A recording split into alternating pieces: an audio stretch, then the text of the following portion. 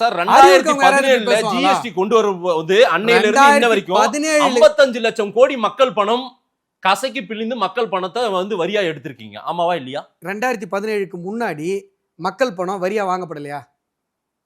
இன்னைக்கு 55 லட்சம் கோடி பெரிய அமௌண்ட்ங்க. நான் கேக்குற கேள்விக்கு உங்களுக்கு எனக்கு பதில் இருக்கு. அன்னைக்கு வேட்டா வாங்குச்சு, இன்னைக்கு ஜிஎஸ்டியா வாங்குச்சு. ஆனாலும் ஜிஎஸ்டி மக்கள் விரும்பாத ஒன்று. அடாடாடா, யார் சொன்னா வேட் மக்கள் விரும்பினாங்களா? வேட், கலால் வரி, சுங்க வரி, எப்பா போடுங்கப்பா வரிய கமான் கமான்னாங்களா? நீங்க எதுக்கு போட்டீங்க எதுக்கு ஜிஎஸ்டி? வேட் கேன்சர் மருந்துக்கு ஜிஎஸ்டி போட்ட கூட்டங்க இது. இந்த அரசாங்கம் மோடி கேன்சர் மருந்துக்கு போட்டாருங்க ஜிஎஸ்டி. மாதேஷ் ஏதாவது சொல்ற போற மாதேஷ், ஏதாவது வார்த்தை ஊந்துற போது மாதேஷ், கேன்சர் மருந்துக்கு இப்ப ஜிஎஸ்டி போட்டாங்கன்றீங்கல்ல, அதுக்கு முன்னாடி வேட், சுங்க வரி, கலால் வரி இல்லாம இருந்ததா?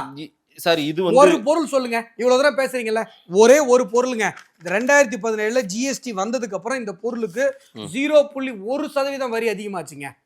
அதுக்கு முன்னாடி வரி இல்லைங்க. ஒரு பொருள் சொல்லுங்க பாப்போம். நீங்க இப்படி கேவலமா புழுவுறீங்க ஒரு பொது வாழ்க்கையில இருந்து. Sir notebook, pencil, rubber, கண்ணாடி, இந்த மாதிரி அத்தியாவசியத்துக்கெல்லாம் ஜிஎஸ்டி வாங்குச்சா இல்லையா? இப்ப ஜீரோவா? ஏற்கனவே 5% வாங்குனீங்களா? இப்ப மாட்டீங்க பாருங்க. இப்ப மாட்றீங்களா? இன்னைக்கு ஜீரோ ஆக்குனீங்களா? இத்தனை நாள் நாங்க 5% மக்கள் பணத்தை வாங்குனீங்களா இல்லையா? இப்ப அப்படியே வாங்குனீங்களா இல்லையா? அது என்ன பதில் தாங்க சொல்ல வரேன். வாங்குனீங்களா பதில் சொல்ல விடுவீங்களா விட மாட்டீங்களா? இப்ப ஜீரோ நோட்டு, பேனா, புக்குக்கு ஜிஎஸ்டி 2017ல இருந்து 5%, 2017க்கு முன்னாடி 12%. அப்போ கொண்டு போய் உங்க மூஞ்சி எங்க வச்சிருந்தீங்க? இதே நீங்க சொல்ற நோட்டு, பேனா, பென்சில், புக்குக்கு 12% வாங்கினானே, அவங்கள போய் நீங்க ஏன் கேட்கல? அப்ப பேசிட்டு போற பொருளாதார மேத 12% வாங்கினார்ல, ஏன் கேட்கல? என்ன பேச்சு இது? பதில் சொல்லுங்கப்பா.